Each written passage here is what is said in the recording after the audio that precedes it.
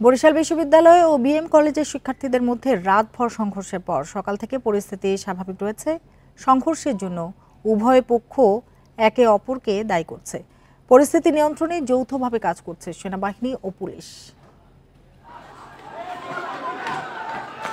মঙ্গলবার রাত 11টা থেকে ভোর 4টা পর্যন্ত দফায় দফায় সংঘর্ষ চলে বরিশাল বিশ্ববিদ্যালয় ও বিএম কলেজের শিক্ষার্থীদের মাঝে।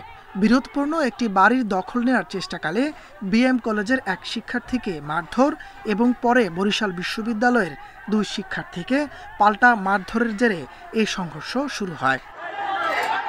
বিশ্ববিদ্যালয়ের শিক্ষার্থীদের অভিযোগ, তাদের এক সহপাঠীর বাড়ি দখল করতে হুমকি দেয় বিএম কলেজের শিক্ষার্থী মুস্তাফিজুর রহমান রাফি।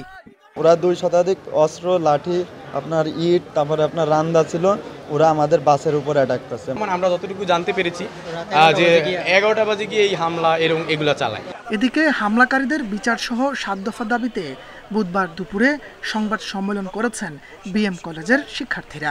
মুসলিম হলের ওই সাইডে সব ভাঙচুর করছে ওরা, এরপর বিজ্ঞান ভবনের বিল্ডিং এর গ্লাস মেলাস সব ভাঙে লাইছে। এরপরে আমরা ওই জায়গায় গেছিলাম, ওরা আমাদেরকে মারছে। পরিস্থিতি নিয়ন্ত্রণে সেনাবাহিনী ও পুলিশ সজাগ। আর বিশ্ববিদ্যালয় কর্তৃপক্ষ জানিয়েছে ঘটনাটি বিএম কলেজ প্রশাসনের সাথে বৈঠক করে সমাধান করা হবে। আইনানুগ ব্যবস্থা গ্রহণের যে প্রক্রিয়া সেটি চলমান আছে। আমরা মনে করি এখানে কেউই আইনের ঊর্ধ্বে না। কেউ যদি আইন নিজের হাতে তুলে নেয় সেক্ষেত্রে পুলিশ আইনানুগ ব্যবস্থা গ্রহণ করবে।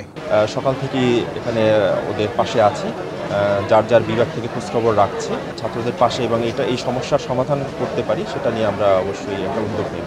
মঙ্গলবার রাতের সংঘর্ষে 2 পক্ষের অন্তত 84 জন আহত হন। ভাঙচুর করা হয় কয়েকটি গাড়ি।